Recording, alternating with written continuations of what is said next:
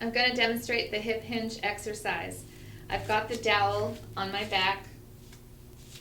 For a neutral back, the dowel touches my head, my mid-back, and just below my lower lumbar curve.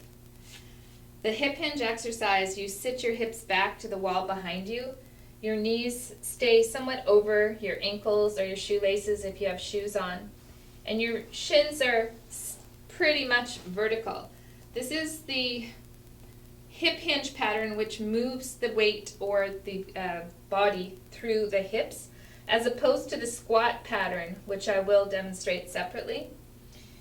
A lot of times it takes some practice, not necessarily with a dowel, but to learn how to move your body without rounding your back. So hands on the thighs if you don't have a dowel available to you, sitting back and finding the depth that you can go with your body, keeping your back neutral.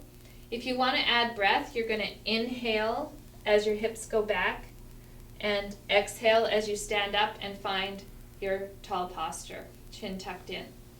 You can go through lots of repetitions of a hip hinge. We call this kind of greasing the groove of the pattern. You really want to learn and memorize, have your body kind of understand the hip hinge, because it is a foundational movement for exercises that load the hip hinge, which would be called a deadlift, or a kettlebell swing, which is a dynamic hip hinge.